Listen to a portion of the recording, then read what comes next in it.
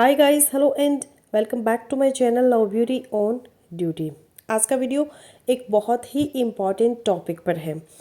आपको पीरियड्स आ रहे हैं तो कैसे प्रेगनेंसी हो सकती है।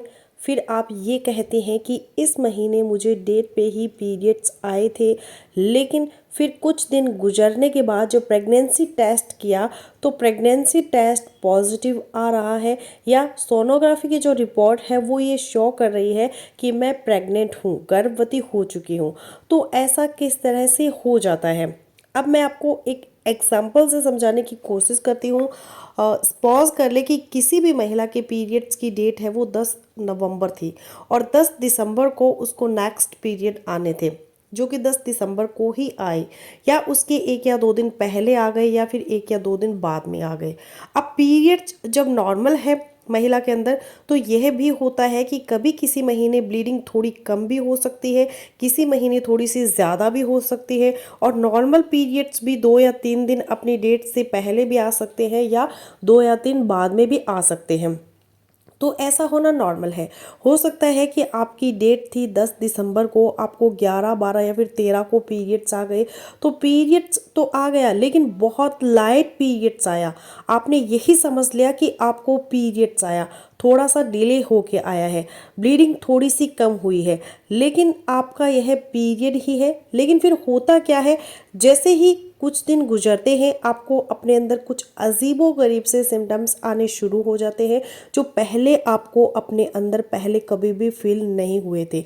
ये एक्चुअली गर्भ ठहरने की सिम्टम्स होते हैं। आप थोड़ा सा काम करती है तो आपको थकावट का एहसास होने लगता है, दिल घबराने लगता है, बीपी लो रहता है, चक्कर आने लगते हैं, मुंह का टेस्ट आपका चेंज हो जाता है, मॉर्निंग सिकनेस, उल्टी मतली जैसे आपको शिकायत होती है, पेट में आपको प्रॉब्लम होता है, कभी कभी थोड़ी थोड़ी क्रैम्पिंग सी होती है, या आपको ब्लॉटिंग जैसी, पेट में गैस जैसी शिकायत महसूस होने लगती है। तो आपके दिमाग में प्रेगनेंसी तो नहीं होती, लेकिन आप इन्हीं कारणों को मद्देनजर रखते हुए अपने डॉक्टर के पास जाते हैं, डॉक्टर को चेक करवाने। तो डॉक्टर जब आपको चेक करते हैं तो आपका प्रेगनेंसी टेस्ट पॉजिटिव आ जाता है, या जब आपके पेट का अल्ट्रासाउंड करते हैं तो पता चल जाता है कि आप तो प्रेग्नेंट है, आपको प्रेगनेंसी कंसीव हुई हुई है। तो एक्चुअली फिर ये जो पीरियड्स थे आए थे आपको, वो क्या था, वो आपकी इम्प्लांटेशन ब्लीडिंग थी। वह आपके पीरियड्स की ब्लीडिंग नहीं थी, बल्कि प्रेगनेंसी ठहरने की ब्लीडिंग थी, जिसको हम इम्प्लांटेशन ब्लीडिंग कहते हैं। और ये इम्प्लांटेशन ब्लीडिंग गर्भ ठहरने की ब्लीडिंग होती है तकरीबन उसी टाइम पे ही जब आपके पीरियड्स आने का टाइम होता है, उससे एक या दो दिन पहले या फिर 2 या 3 दिन बाद हो सकते हैं। उस वक्त होती है ये ब्लीडिंग जब आपका जो बच्चा है, जो एम्ब्रियो है, आपकी यूट्रस से बच्चेदानी की दीवार के साथ जुड़ता है, चिपकता है, कुछ सेल्स वहाँ पर डैमेज होते हैं, तो उस वक्त आपको यह ब्लीडिंग इम्प्लांटेशन की होती है। अब यहाँ पे थोड़ा सा फ़र्क अगर आप करें इम्प्लांटेशन की ब्लीडिंग को नॉर्मल पीरियड्स की ब्लीडिंग से डिफ्रेंशिएट आप कैसे करेंगी। जो नॉर्मल पीरियड्स की ब्लीडिंग होती है उसका फ्लो थोड़ा सा ज़्यादा होता है, ब्लीडिंग थोड़ी ज़्यादा दिन तक रहती है, 2 या 3 दिन ब्लीडिंग थोड़ी ज़्यादा होती है, फिर फ्लो कम होता है, धीरे धीरे 5 से 7 दिन तक रह सकते हैं। जबकि इम्प्लांटेशन की जो ब्लीडिंग होती है ये आपको मैक्सिमम 1 दिन या 2 दिन रह सकती है, 2 दिन भी नहीं, एक ही दिन, या 1 दिन भी नहीं, कुछ महिलाओं में कुछ घंटों के लिए भी सिर्फ होती है। इसमें बहुत ज़्यादा फ्लो नहीं होता, और जब आपके साथ ऐसा होता है तो आपको ये लगता है कि आपका यह पीरियड्स आया था, लेकिन पीरियड थोड़ा कम था, स्कैंटी पीरियड्स थे।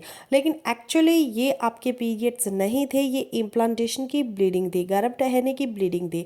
और फिर इसलिए कई बार ऐसा होता है कि जब महिलाएं डॉक्टर के पास जाती है चेकअप करवाने के लिए, तो उनके हिसाब से वह प्रेग्नेंट नहीं होती, लेकिन जब चेकअप किया जाता है तो पॉजिटिव होता है टेस्ट भी, और अल्ट्रासाउंड के अंदर भी प्रेगनेंसी मौजूद होती है। या फिर ऐसा भी होता है कि कभी कभी आपके हिसाब से तो 4 हफ्ते का गर्भ होता है, लेकिन डॉक्टर जब आपको चेक करते हैं तो बताते हैं कि आप तो 8 हफ्ते की प्रेग्नेंट है।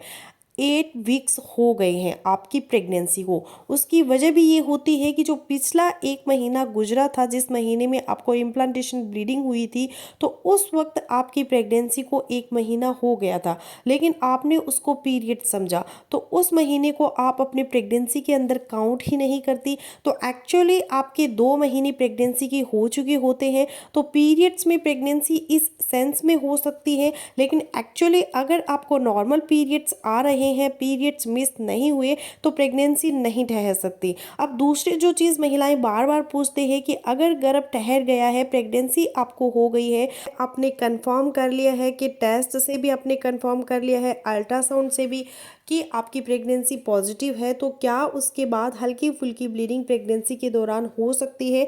कुछ महिलाएं ये कहती हैं कि हल्की फुल्की ब्लीडिंग होना अर्ली प्रेगनेंसी में नॉर्मल है, परेशानी की बात नहीं है, लेकिन ऐसा नहीं है। आपको ये चीज़ दिमाग में रखनी है कि जब भी आपकी प्रेगनेंसी कंफर्म हो गई है, तो अगर आपको अर्ली प्रेगनेंसी में ब्लीडिंग होती है, इसको हमेशा डेंजरस साइन समझना है और तुरंत अपने डॉक्टर से कंसल्ट करना है। इसकी कई सारी वजह हो सकती है।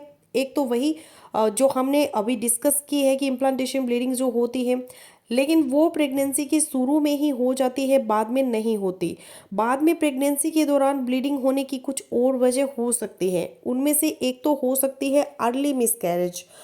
भगवान ना करे आपकी प्रेगनेंसी ख़राब होने जा रही है, उसमें ये होता है कि ब्लीडिंग आपको ज़्यादा फ्लो के साथ हो सकती है, क्लॉट्स आ सकते हैं, आपकी कमर में तेज़ दर्द हो सकता है, टांगों में दर्द आ सकता है, पेट के निचले हिस्से में तेज़ दर्द हो सकता है। ऐसी कंडीशन में अपने डॉक्टर से कंसल्ट करना ज़रूरी होता है। और दूसरी जो इम्पॉर्टेंट रीज़न हो सकती है वो ये कि एक्टोपिक प्रेगनेंसी।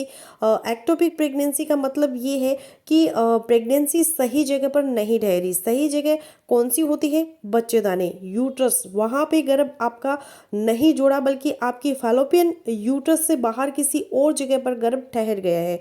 इसको हम एक्टोपिक प्रेगनेंसी कहते हैं। इसके अंदर भी आपका प्रेगनेंसी टेस्ट तो पॉजिटिव आ रहा होता है, लेकिन साथ में आपको ब्लीडिंग या स्पॉटिंग की शिकायत रहती है। यह भी एक डेंजरस कंडीशन होती है। इसमें भी अपने डॉक्टर से कंसल्ट तुरंत करना चाहिए।